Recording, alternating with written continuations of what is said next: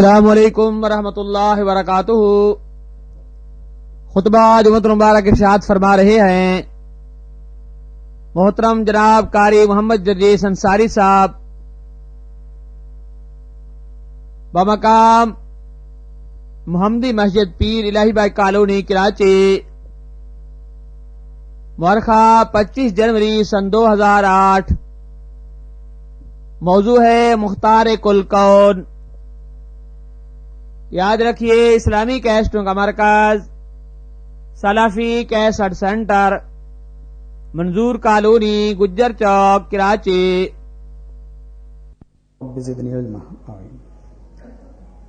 جمعہ کا خطبہ بہت ہی مختصر ہوتا ہے اور ہونا بھی چاہیے، اور آج وقت کچھ زیادہ ہو گیا اور یہ ہمارے ہاتھ میں بھی نہیں تھا کہ میں وقت سے پہلے پہنچتا، کیونکہ ٹریفک کافی تھا جس کی وجہ سے ہم کو یہاں آنے میں لیٹ ہوا۔ اب میرے سامنے بڑی الجھن یہ ہے کہ میں اس 15 منٹ میں 20 منٹ میں آپ کے سامنے کون سی بات رکھوں اور کہاں سے شروع کروں اور کہاں پہ ختم کروں، کیونکہ کچھ لوگوں نے راستے میں مجھ سے کہا کہ آپ 1:45 تک کھینچ سکتے ہیں، کچھ لوگوں نے مجھ سے یہ بھی کہا کہ یہاں بزنس مین لوگ زیادہ آتے ہیں اور ان کا وقت بہت ہی محدود ہوتا ہے، اور ابھی جب میں ممبر پہ بیٹھا تو مجھے یہ حکم ملا ہے کہ 1:30 بجے سے آگے آپ نہیں جا سکتے۔ میرے سامنے بڑی الجھن ہو جاتی ہے ایسے موقع پر کہ میں سوچ کے آتا ہوں کچھ اور، لیکن پھر مقرر کے سامنے اور خطیب کے سامنے ایک بہت بڑی الجھن ہوتی ہے، کیونکہ یہ ہم نے ایک فرض کی اہمیت اس کو دے دی ہے کہ جو ہم نے وقت متعین کیا اسی وقت پر ایسا ہونا چاہیے۔ حالانکہ اللہ کے نبی صلی اللہ علیہ وسلم کے زمانے میں کوئی گھڑیاں نہیں تھیں، لوگ وقت سے پہلے آ جاتے تھے، وہ ایک ماحول بنا ہوا تھا۔ ہمارے ہاں بڑی الجھن یہ ہے کہ ایک ماحول نہیں ہے، لوگ اس وقت جمعے کی نماز کے لیے آتے ہیں جب یہ دیکھ لیتے ہیں کہ اب بالکل نماز کھڑی ہونے والی ہے، جبکہ قرآن بہت صاف الفاظ میں کہتا ہے کہ یا ایھا الذین آمنوا اذا نودی للصلاۃ من یوم الجمعہ فاسعوا الی ذکر اللہ۔ جب جمعے کی نماز کے لیے تمہیں بلایا جائے تو تم اللہ کے ذکر کی طرف دوڑ پڑو، کا مطلب تم جلدی کرو، نکل جاؤ۔ وذروا البیع، اور خرید و فروخت کو چھوڑ دو۔ اس زمانے میں خرید و فروخت کا ماحول تھا، اس لیے مفسرین یہاں یہ لکھتے ہیں کہ جو آدمی جس کاروبار سے جڑا ہوا ہے وہ اپنے اس کاروبار کو چھوڑ دے، یہ مطلب ہے اس کا۔ شادیوں میں باراتیں لیٹ ہو سکتی ہیں، اس پر کسی کو کوئی اعتراض نہیں ہوگا۔ یہ سارا معاملہ صرف مسجد کے اس امام کے اور اس خطیب کے لیے ہوتا ہے جس کو بیچارے کو اپنی زبان میں کچھ کہنے کا حق نہیں ہے، کیونکہ وہ 1,500 روپے مہینہ پاتا ہے، 2,000 روپے مہینہ پاتا ہے، اور آپ 25 اور 30 اور 35 اور 50,000 روپے مہینہ کماتے ہیں۔ جو اتھارٹی، جو پاور آپ کو کہنے کا ہے وہ اس امام کو حاصل نہیں ہے، کیونکہ ایک بھنگی اور ایک مہتر جھاڑو لگانے کے لیے جب ہمارے دروازے کے باہر آتا ہے تو ہم اس سے کہتے ہیں کہ بھائی صاحب ذرا ادھر بھی لگا دیجیے جھاڑو، لیکن ایک امام اگر 5 منٹ لیٹ ہو جائے نماز میں تو کہتے ہیں کہ حرام کی تنخواہ ملتی ہے تمہیں، کیا کیوں لیٹ ہوئے؟ تمہیں وقت کی پابندی کرنی چاہیے۔ ہم نے ہمیشہ یہ کہا ہے اور آج بھی کہتا ہوں کہ علماء اپنی خودداری کبھی نہ بیچیں۔ امام بخاری رحمۃ اللہ علیہ نے اپنا علاقہ چھوڑ دیا، بادشاہ نے کہا تھا کہ آپ کو میرے بچے کو پڑھانے آنا ہے، امام بخاری کہتے ہیں کہ جہاں میرے پاس بچے پڑھنے آتے ہیں وہاں پر بھیجنا ہے۔ بادشاہ نے کہا میرا بچہ آپ کے پاس پڑھے گا، آپ کے ٹاٹ اور بوریے پر بیٹھے گا، میں محل میں رہنے والا ہوں؟ امام بخاری نے صاف کہا کہ الگ سے پڑھانے کے لیے میرے پاس کوئی انتظام نہیں ہے۔ بادشاہ نے کہا تمہیں میرے گھر آنا پڑے گا۔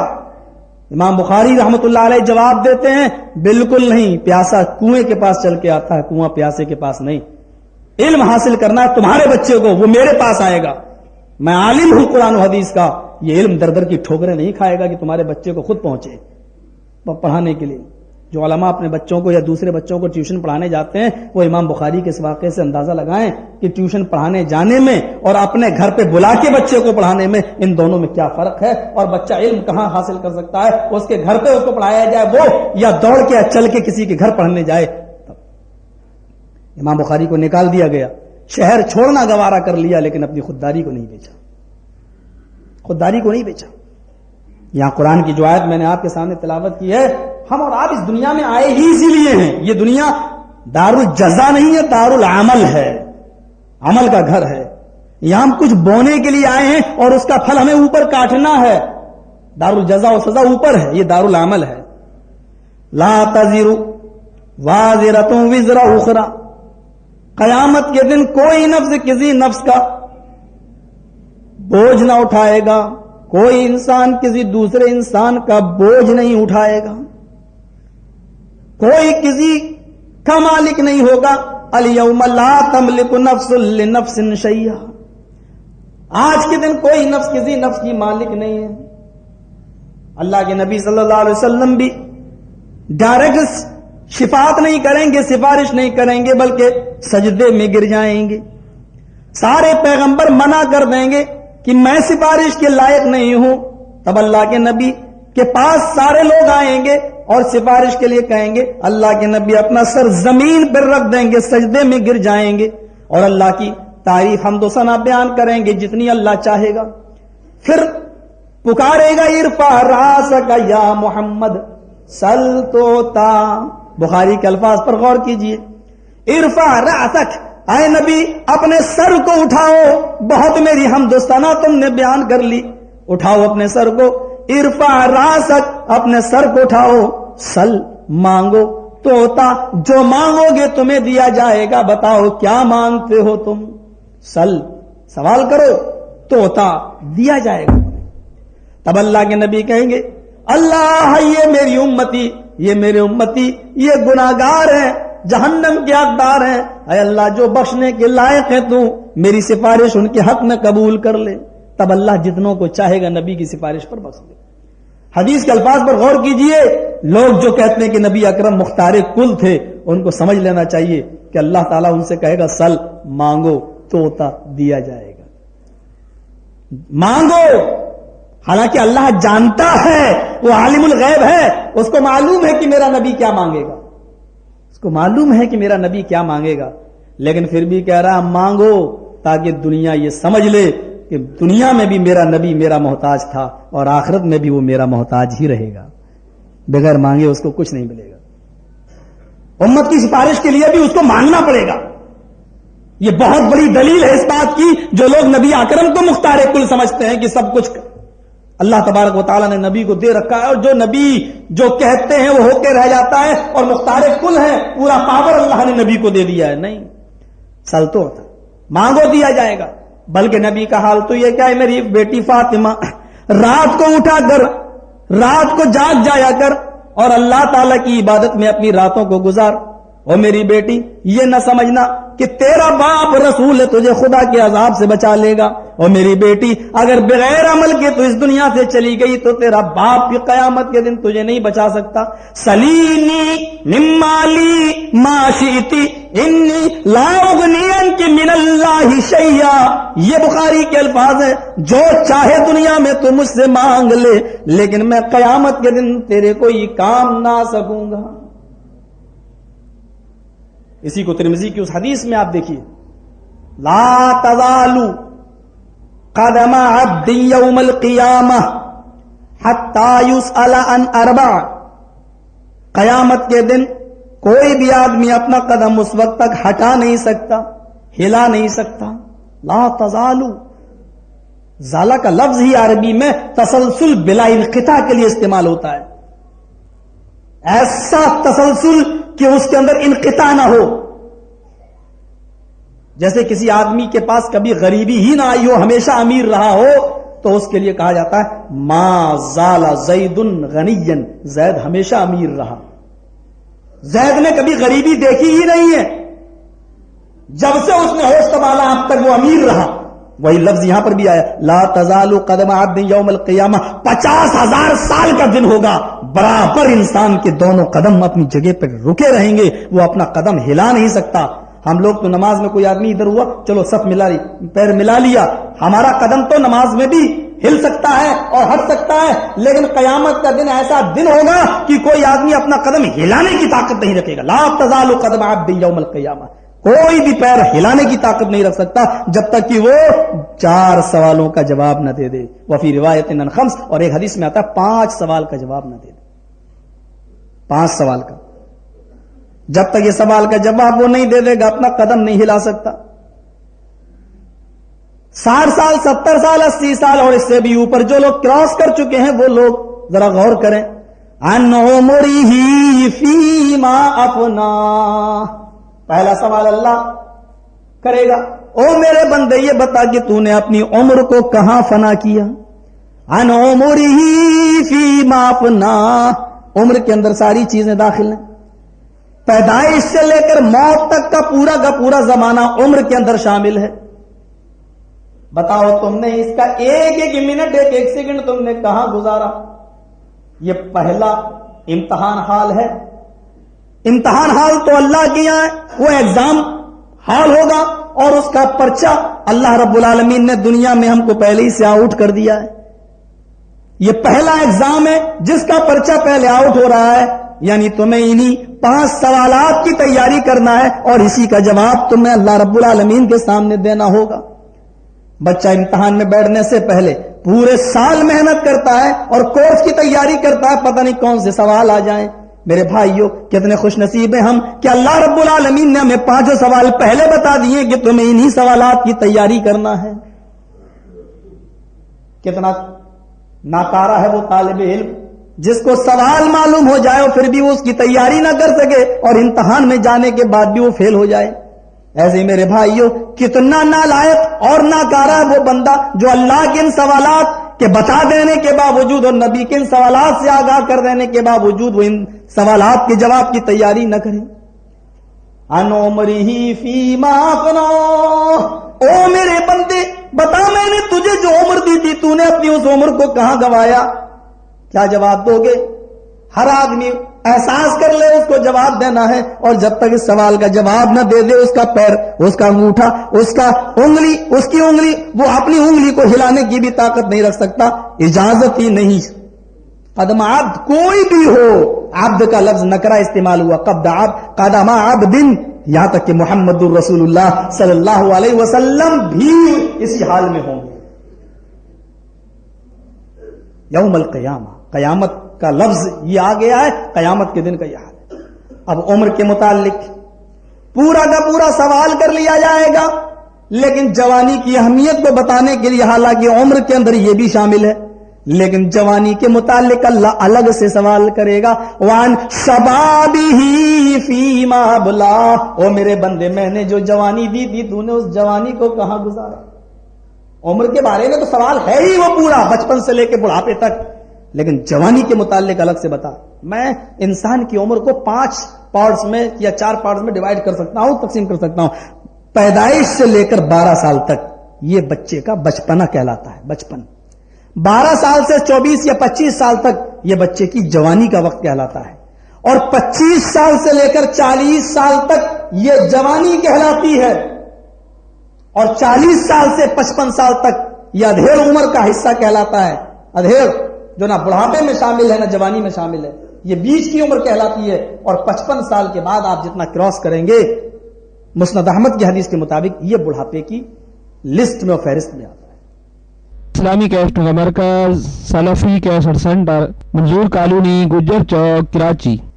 वान शबाबिही फीमा अबला, और शाब का लफ्ज नौजवानी और जवानी दोनों के लिए इस्तेमाल होता है, यानी अल्लाह नौजवानी और जवानी के मुतालिक अलग से सवाल करेगा। 12 साल से लेकर 25 और 25 साल से लेकर 40 साल तक आए नौजवानों, तुमने क्या काम किया। हर नौजवान एहतिसाब नफ्स का मालिक है, खुद अपना हिसाब करे। कुरान हमको हुक्म दे रहा है, या अय्युहल्लज़ीना आमनू तक़ुल्लाह वल तंजुर नफ्सुम मा क़द्दमत लिग़द। इंसानो, ईमान वालो, तुम अल्लाह से डरो, और हर इंसान को सोचना चाहिए कि उसने कल कयामत के दिन के लिए कौन सी तैयारी कर ली। यानी हिसाब खुद लो, हर इंसान को हिसाब लेना चाहिए। या अब्दुल्लाह इज़ाम सईत फला तंतज़िर सबा व इज़ा असबहत फला तंतज़िर मसा।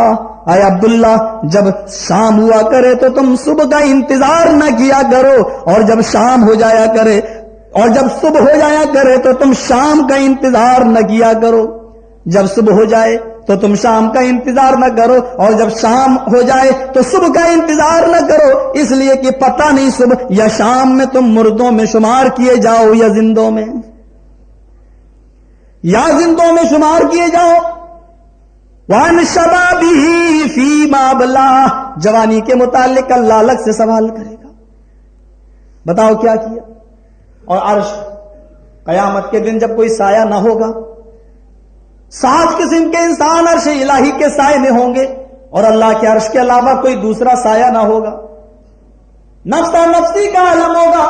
یہ سورج آج 9.5 کروڑ میل کی اونچائی پر ہے، قیامت کے دن 1 میل کی اونچائی پر ہوگا۔ 1,40,00,000 ڈگری سینٹی گریڈ گرمی سورج کے اندر پائی جاتی ہے، جس کا 99.99% گرمی کو اوزون لیئر روک رہا ہے، صرف 0.5% گرمی زمین پر پڑ رہی ہے۔ تب تو اس کی گرمی کا حال یہ ہے کہ مئی اور جون میں ہم بلبلانے لگتے ہیں، جب یہ 100% گرمی سورج کی زمین پر پڑ رہی ہوگی، اور 9.5 کروڑ نہیں بلکہ 1 میل کے فاصلے پر ہوگا، اور زمین بھی مٹی کی نہیں بلکہ تانبے کی ہوگی، اور انسان ننگا ہوگا۔ یحشر الناس یوم القیامت حفاۃ عراۃ غرلا، اور انسان اپنی قبروں سے اٹھے گا، ننگے پیر ہوگا، ننگے جسم ہوگا، غرلن غیر مختون ہوگا، اس کا ختنہ نہ ہوا ہوگا، فطری حال میں اٹھے گا۔ اما عائشہ کہتی ہیں الرجال والناس جميعا، یا رسول اللہ، اے اللہ کے نبی، کیا مرد اور عورتیں ایک جگہ اکٹھے ہوں گے؟ فرمایا ہاں، مرد بھی ہوں گے، عورتیں بھی ہوں گی۔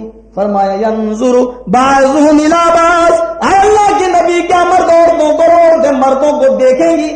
فرمایا ہاں، مرد عورتوں کو اور عورتیں مردوں کو دیکھیں گی۔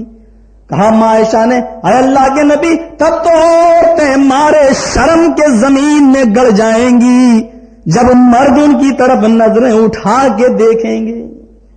فرمایا عائشہ سے اللہ کے نبی نے، او بیوی عائشہ، او میری پیاری بیوی عائشہ، عورتوں کو شرم سے گڑنے کی زمین بھی نہ ملے گی، اور مردوں کو شہوت سے دیکھنے کی ہمت ہی نہیں ہوگی، اس لیے کہ معاملہ اتنا سخت ہوگا کہ ہر انسان کو اپنی جان بچانے کی فکر ہوگی، نفسا نفسی کا عالم ہوگا،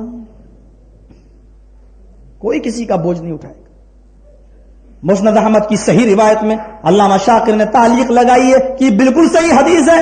علامہ شاکر کی تعلیق کے بعد میں اس حدیث کو بیان کر رہا ہوں کہ جب حضرت عیسیٰ کی نیکیاں تولی جائیں گی تو حضرت مریم چھپ جائیں گی، کہیں عیسیٰ مجھ سے، میرا بیٹا مجھ سے کہیں نیکیوں کا سوال نہ کر بیٹھے۔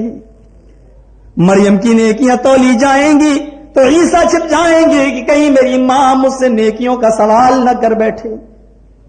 جب اللہ کے نبی یہ حدیث بیان کر رہے تھے، یہ واقعہ بیان کر رہے تھے، اس کے بعد میں آپ نے کہا جس کو پڑھنا ہو قرآن کی آیت پڑھ لے، یوم یفر المرء من اخیہ و امہ و ابیہ و صاحبتہ و بنیہ، اس دن انسان بھاگے گا اپنے، یوم یفر المرء من اخیہ، اپنے بھائی سے بھاگے گا، و ابیہ و امہ، اور اپنے باپ سے اور اپنی ماں سے بھاگے گا، و صاحبتہ، اور اپنی بیوی سے بھاگے گا، و بنیہ، اور اپنی اولاد سے بھی بھاگے گا، سب کو نفسا نفسی کی پڑی ہوئی ہوگی۔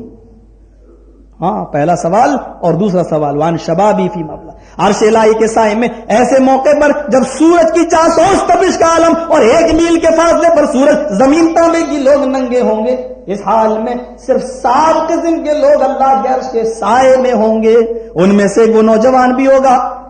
وعن ابي هريره رضي الله تعالى عنه قال قال رسول الله صلى الله عليه وسلم 7 يظلهم الله في ظله يوم لا ظل الا ظله امام عادل وشاب نشأ في عبادة الله۔ وقت نہیں ہمیں اجازت دیتا کہ ہم 7 آدمیوں کی تشریح کر سکیں آپ کے سامنے، ہمیں اس ٹکڑے سے آج مطلب ہے وشاب نشأ في عبادة الله، اور اللہ کے عرش کے سائے میں وہ نوجوان بھی ہوگا جو ہمیشہ اپنے رب کی عبادت میں لگا ہوا ہے۔ نشأ في عبادة اللہ، نشہ کی کئی قسمیں ہوتی ہیں۔ ایک نشہ وہ ہوتا ہے جو شراب پلا کے کسی کو مدہوش کر دیا جائے، اور ایک نشہ وہ ہوتا ہے جس کو کہتے ہیں جوانی کا نشہ۔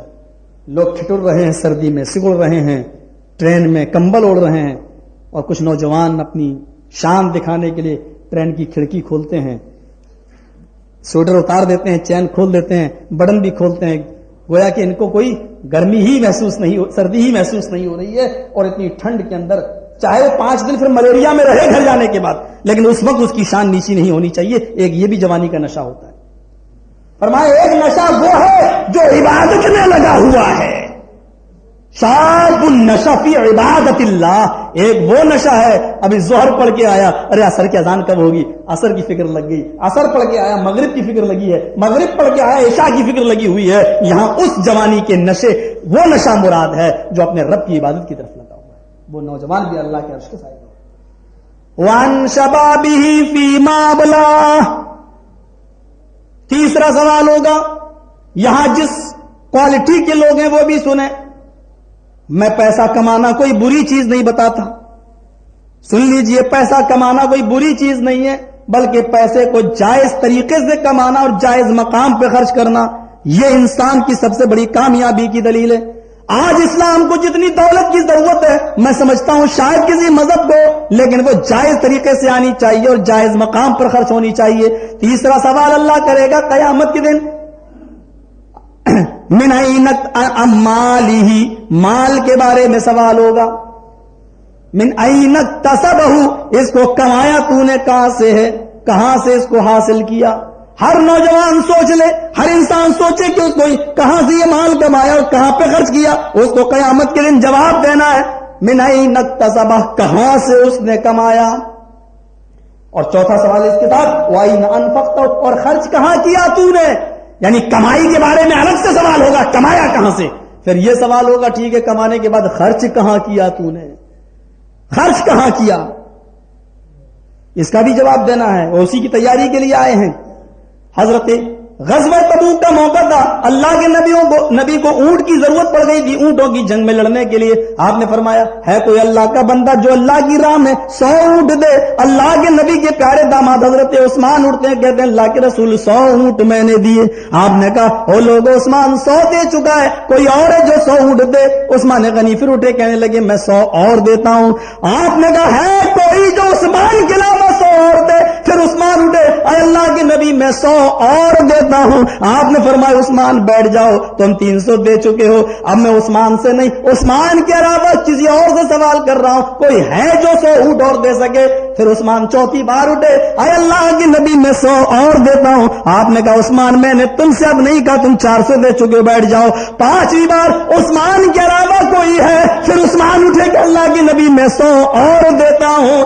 آپ نے کہا عثمان 500 دے چکے ہو، اب میں تم سے نہیں کسی اور سے کہتا ہوں۔ 7 مرتبہ اللہ کے نبی نے اعلان کیا اور 7 مرتبہ عثمان اٹھے، اور اللہ کے نبی کو یقین ہو گیا کہ اب کوئی دوسرا نہیں اٹھے گا، عثمان ہی سبقت لے جا رہے ہیں۔ تو آپ نے عثمان غنی کی یہ نیکی دے کر، یہ خرچ کا انفاق کا معاملہ دے گا تو آپ چیخ پڑے اور زبان رسالت سے وہ جملے نکلے جو آج تک کسی کے بارے میں نہیں نکلے۔ آپ نے اسی منبر پر کھڑے ہو کر فرمایا ما ضر عثمان، ما ضر عثمان، ما ضر عثمان ما ملا بعد اليوم قط۔ اے میرے سارے ساتھیوں غور سے سن لو، کوئی نقصان نہیں عثمان، ما ضر عثمان، ما ضر عثمان، ما ضر عثمان۔ سارے کے سارے صحابہ سن لیں، آج کے بعد اگر میرا عثمان ایک بھی نیک کام نہ کرے پھر بھی اللہ اس کو جنت میں داخل کر کے رہے گا۔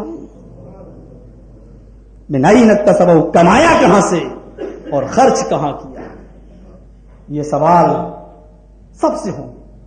لا تزال قدم عبد یوم القیامہ، قیامت کو اسی لیے قیامت کہتے ہیں، قام یقوم کے معنی عربی میں ہوتے ہیں ٹھہر جانا یا کھڑے ہونا۔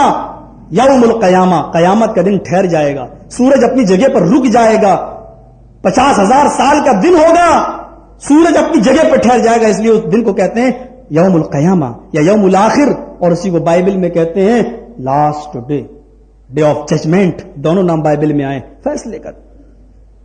کسی نفس پر ذرہ برابر کوئی نقصان، کوئی انتقام نہیں۔ آج تم نے ایک قتل کیا، چلو تمہیں قتل کر دیا گیا، کسی انسان نے 10 قتل کیا، اس کو سزا کس طریقے سے ملے گی؟ ایک انسان 10 قتل کرتا ہے، ہماری حکومت سزا یہ دیتی ہے کہ اس کو قتل کر دو یا اس کو پھانسی دے دو۔ ارے ہمیں تو ایک قتل کی سزا ملی ہے، ہم نے تو 10 قتل کیے ہیں، ابھی 9 قتل کی سزا باقی ہے۔ دنیا کی کوئی عدالت اس کو پوری سزا نہیں دے سکتی ہے، اس لیے ایک عدالت ایسی ہے جو انسان کو اس کے اعمال کی پوری سزا دے گی، اور وہ ڈے آف ججمنٹ، فیصلے کا آخری دن، اور وہ ہوگا قیامت کا دن، جہاں ہمیں ہمارے اور جرائم کی سزا اور ہمارے انعامات کی پوری جزا ہم کو ملے گی، پوری جزا ہم کو ملے گی۔ وعن علمہ، 5واں آخری سوال ہوگا علم کے متعلق، بتا حاصل کیا تھا تو اس کو دوسروں تک کیسے پہنچایا, کتنا پہنچایا. بڑا زبردست معاملہ. میرے بھائیوں, مجھے جمعہ کا خطبہ اجازت نہیں دیتا آگے جانے کی. اتنا بتا دوں کہ حضرت ابو ہریرہ سے جب کسی نے کہا مجھے کوئی ایسی حدیث سناؤ جو آپ نے اللہ کے نبی سے ڈائریکٹ سنی ہو, حضرت ابو ہریرہ فرماتے ہیں کہ آج میں تمہیں ایک ایسی حدیث سنانے جا رہا ہوں جس کو میں نے ڈائریکٹ اللہ کے نبی صلی اللہ علیہ وسلم سے سنا ہے. اتنا کہا اور چیخ ماری اور بے ہوش ہو کے زمین کے اوپر گر گئے. بخاری کا واقعہ ہے. پھر اٹھے, ہوش آیا, آئے لوگوں میں ایک ایسی حدیث تمہیں سنانے جا رہا ہوں جس کو میں نے ڈائریکٹ اللہ کے نبی کی زبان سے سنی اور اسی جگہ پر سنی جہاں میں ہوں. اتنا کہا, دردناک چیخ ماری اور بے ہوش ہو کے زمین کے اوپر گر گئے. تیسری بار جب ہوش آیا کہنے لگے او لوگوں, آج میں تمہیں ایک ایسی حدیث سنانے جا رہا ہوں جس کو ڈائریکٹ میں نے اللہ کے نبی کی زبان سے سنا ہے, اسی جگہ پر سنا ہے. میرے اور اللہ کے نبی کے درمیان کوئی تیسرا شخص موجود نہیں تھا. اتنا کہا اور پھر دردناک چیخ ماری اور بے ہوش ہو کر تیسری بار بھی گر گئے. چوتھی بار لوگوں نے کہا ابو ہریرہ سب لوگ کچھ تو بتاؤ. فرمایا میں نے اللہ کے نبی سے سنا ہے جہنم سب سے پہلے 3 قسم کے لوگوں سے دہکائی جائے گی. جہنم میں سب سے پہلے 3 قسم کے لوگ ڈالے جائیں گے اور جہنم میں آگ انہی سے سلگائی جائے گی. سب سے پہلے وہ شہید کو جہنم کے اندر ڈالا جائے گا جس نے میدان جنگ میں جہاد تو کیا ہوگا, لڑا تو ہوگا, گردن تو کٹائی ہوگی, لیکن اللہ کی رضامندی کے لیے نہیں بلکہ اس لیے کہ لوگ اس کو بہت بڑا بہادر کہیں. وہ شہید اور اس امیر کو جہنم میں سب سے پہلے ڈالا جائے گا جس نے اللہ کی راہ میں صدقہ و خیرات و زکات تو بہت دی ہوگی, لیکن اس لیے نہیں کہ مجھے اس کا ثواب ملے بلکہ لوگ اس کو بہت بڑا داتا کہیں, بہت بڑا اللہ کی راہ میں لٹانے والا کہیں. اس امیر کو بھی جہنم میں ڈالا جائے گا. اور تیسرے نمبر پر اس عالم قرآن اور عالم حدیث کو جہنم میں ڈالا جائے گا جس نے بڑی بڑی کتابیں تو لکھی ہوں گی, بہت بڑی بڑی تقریریں تو کی ہوں گی, لیکن اس لیے نہیں کہ لوگ اس کی تقریروں سے عمل پیرا ہوں بلکہ اس لیے کہ لوگ اس کی تحریر و تقریروں سے اس کو یہ کہیں کہ یہ بہت بڑا مقرر ہے, بہت بڑا محرر ہے, بہت بڑا کتاب و قرآن و حدیث کا جاننے والا ہے. دنیا میں جو عزت وہ چاہتا تھا وہ اس کو مل گئی, لہذا ان تینوں سے جہنم سلگائی جائے گی. لوگوں مجھے ڈر لگتا ہے, ابو ہریرہ آگے کہہ رہے ہیں لوگوں مجھے ڈر لگتا ہے میں تم سب میں سب سے زیادہ حدیثوں کا بیان کرنے والا میں ہوں اور میں نے سب سے زیادہ حدیثوں کی روایت میں نے کی ہے. مجھے ڈر لگتا ہے کہ کہیں جہنم سب سے پہلے مجھ سے نہ سلگائی جائے. یہ کہا اور چوتھی مرتبہ بھی چیخ ماری اور بے ہوش ہو کے زمین کے اوپر گر گئے. اس واقعے سے آپ اندازہ لگا سکتے ہیں میرے بھائیوں کی میدان محشر کا دن اور قیامت کے دن ہمارے اور آپ کے سامنے کیسا ہوگا. ہمیں اور آپ کو چاہیے کہ ہم ان 5 سوالات کی تیاری کریں. جمعے کا خطبہ میں نے پہلے ہی کہا تھا مختصر ہوتا اور ہونا بھی چاہیے. امید ہے انشاءاللہ پھر کسی دوسرے موقع پر ہم سیر حاصل بحث کریں گے اور اس کو ہم ذرا تفصیل سے قیامت اور قیامت کی نشانیاں اور قیامت کا وقوع کس طریقے سے ہوگا یہ پوری حالات ہم انشاءاللہ کبھی دوسرے موقع پر آپ کے سامنے رکھیں گے. اللہ سے ہم دعا کرتے ہیں کہ الہ العالمین ہمیں جس مقصد سے اس دنیا میں بھیجا گیا ہے وہ مقصد ہمیں پورا کرنے کی توفیق عطا فرما اور ان 5 سوالات کی تیاری کرنے کی ہمیں توفیق عطا فرما. اور جب قیامت کے دن تو ہم سے یہ سوالات کرے تو ہمارے لیے ان سوالات کا جواب دینے میں آسانی پیدا فرما. وما علینا الا البلاغ المبین وآخر دعوانا ان الحمد للہ رب العالمین.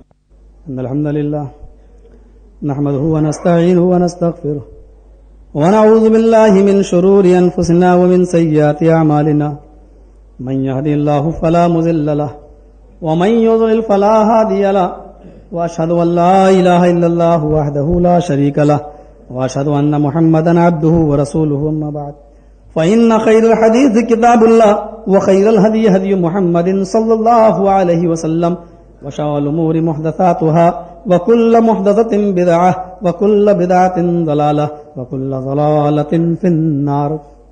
اعوذ بالله السميع العليم من الشيطان الرجيم. بسم الله الرحمن الرحيم. ان الله وملائكته يصلون على النبي يا ايها الذين امنوا صلوا عليه وسلموا تسليما. اللهم صل على محمد وعلى آل محمد كما صليت على إبراهيم وعلى آل إبراهيم إنك حميد مجيد اللهم بارك على محمد وعلى آل محمد كما باركت على إبراهيم وعلى آل إبراهيم إنك حميد مجيد إن الله يأمر بالعدل والإحسان وإيتاء ذي القربى وينهى عن الفحشاء والمنكر والبغي يعظكم لعلكم تذكرون اذكروا الله يذكركم وادعوه يستجب لكم ولذكر الله تعالى أعلى وأولى وجل وأتم وأكبر